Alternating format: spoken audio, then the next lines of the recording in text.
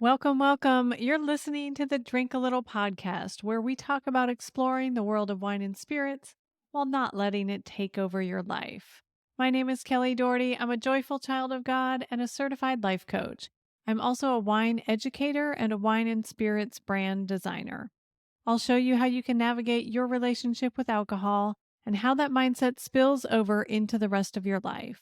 We'll learn about the world of wine and spirits together, all while bolstering your confidence that you can have boundaries around alcohol and live your most amazing life.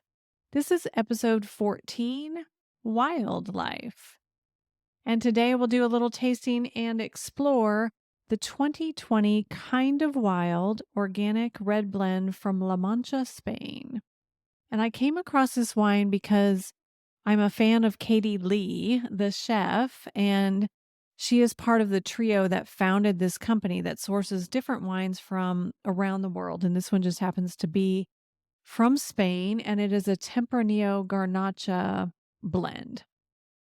And when I looked at this area of Spain, it's known as the single largest continuous vine growing area in the world, which is like 470,000 acres. So I was like, oh my goodness, you wouldn't ever think Spain is going to have the largest growing region in the world, but I just want to hats off to them for that.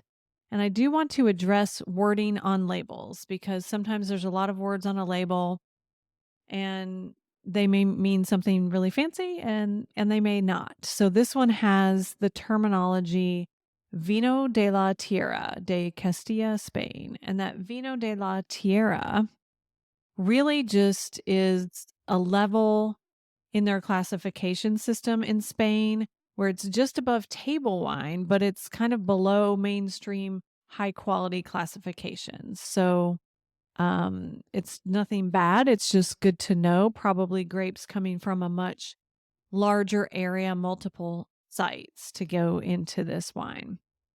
These things are not to be memorized. The main thing to know is if you see a phrase, I used to go in the store and I'd see a giant phrase in French or Italian or Spanish on the label, and I'd just be like, I don't know what that means. It must be fancy.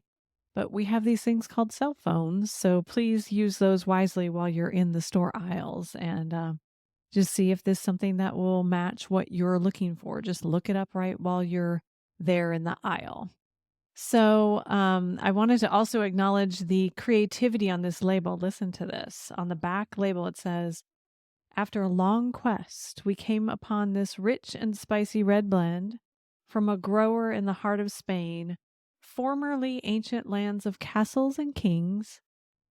It will inspire a more honorable and chivalrous demeanor, much like Don Quixote. So I don't know that I will be more chivalrous after this tasting of this wine, but I do give the marketing team their props for their Don Quixote-ness. And what I do love about this wine is that, and I took it off before because I've already, done the tasting on this. But there's no foil on the top of this wine, so you can just see the cork right through it. And I just kind of like that look of it. It's very natural look. So let's give this kind of wild a little swirl and a taste. See what's going on in the wilderness.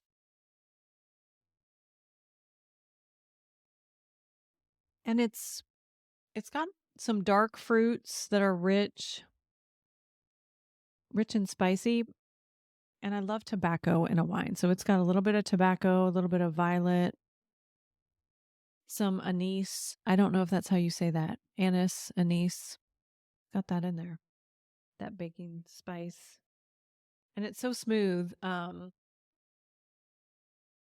Really just an easy drinking wine. Not so wild, just very smooth, very delicious, and above table wine. So I think this is a good one to pick up.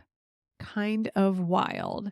And what this brought up for me was just thinking about the idea of being wild and having a wild life. And what does that mean? Because at some point in most people's growing up, there's a rebellious or a wild stage where we think we're being super authentic. So many apologies to my mom about that rebellious wild stage. She does listen to the podcast.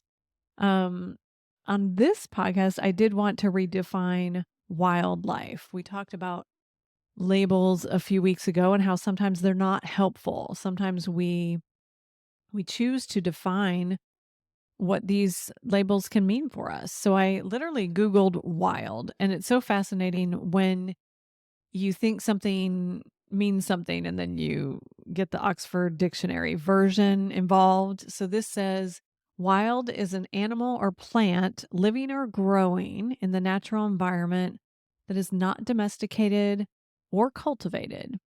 And their example is a herd of wild goats.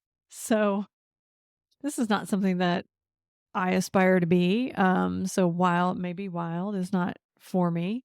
The second definition is uninhabited, uncultivated, and inhospitable. So I may want to be uncultivated, but I certainly don't want to be inhospitable. I just, that's not me. I'm Midwest polite. And then there's a connotation of extreme or violent or not controlled in some definitions of wild. So maybe not, maybe not. And so I thought, well, maybe wild wilderness. Those are kind of similar words. Maybe I can identify with wilderness, and I have the love for the forest and the trees that I'm blessed to be around every day. So I Googled wilderness, and it means neglected or abandoned area of a garden or town. So I object, but I'm sure they have multiple definitions, but that's the first one. So I thought that was a bummer. And I certainly don't want to be a wild, abandoned area. But there is this badge of honor around being wild and having a wild life, and what that seemingly means when we're young, sometimes when we're a little bit older. And we carry so much of that over those thought patterns and preconceptions of those wild young times into adulthood. And so, what I'm saying today is maybe just look at it and see what patterns or preconceptions are helpful that you've brought from those wilder times, and ones that you want to keep and ones that you don't want to keep. And maybe there is a beautiful tension of a place just outside of wild where we keep that energy of different and adventurous and unique while actually being hospitable and contributing to the world, loving the people around us. Um, so you might be thinking, like, what does this have to do with drinking and over drinking? But many of us are still seeking that wildness in a way that reminds us we're still vibrant and alive, and using wildness through alcohol as an escape is not very helpful, authentic, or actually wild. I think that we as humans, we need to know in some way that we are wild or we get a little cagey. I think we all felt that during COVID. Can't even get out.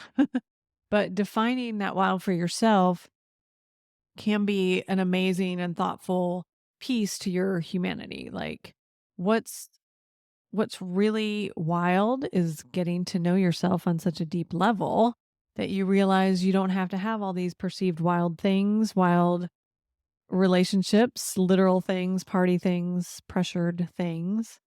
So I urge you to take that ember of the wild feeling that says, I'm still vibrant, I'm still wild, I'm not done, and look at it, ask yourself, what is it that I desire from this?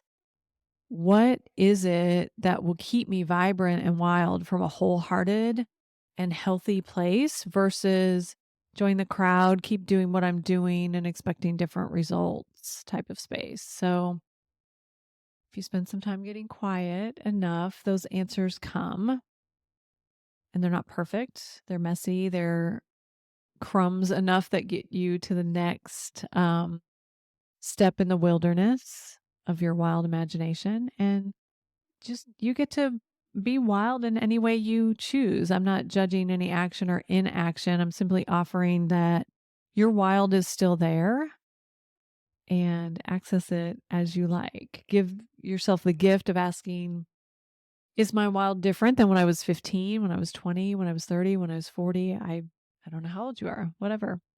It doesn't I know that I have to have my wild and eat my cake too, which means I want to be wild in my thoughts and my thinking and my interests in the world and the people around me, and not have an effect of headaches and hangovers and deprivation or negative consequences. So that's just a personal choice. Ask yourself, how can I have that balance? Because it probably looks different for you than it looks for me. And just asking, how can I have that balance of wild, vibrant aliveness? And asking that question opens your brain so it can give you answers. Kind of off the topic, but practically speaking, I wanted to share with you what I do every night. I ask myself a question right before I go to bed, something I don't have the answer to. And it can just be something I'm struggling with at work, or just, how can I grow in this area? And ask my brain that right before I fall asleep. And the hardest part of that is remembering to ask yourself to do it. But I think the result that can happen from putting your brain to work while it's sleeping are pretty wild. So you get to define your own wild, and you can be wild. It can be a hot mess, inconsistent, and chaotic. Or you can be wild and it looks like one empowered woman bringing her strengths to the table every day and occasionally balancing it with a little bit of wine, a little bit of wild wine. The great thing is you get to decide. You get to write the story of your future and make it wild. Imagine what that could mean and how you can make it come true. And so, as the poet Mary Oliver asks, tell me, what is it you plan to do with your one wild and precious life? And let me know how I can help removing blocks that are holding you back in that wild and precious life. I love to hear your wild ideas. I would love to hear what's going on with you. So let me know. That's what I have for you this week. This kind of wild Tempranillo-Garnacha blend from Spain. And next week, I have it right here. It is a Prosecco. So it is a bubbly, and any kind of Prosecco will do. This is the Rondel Prosecco DOC Brut.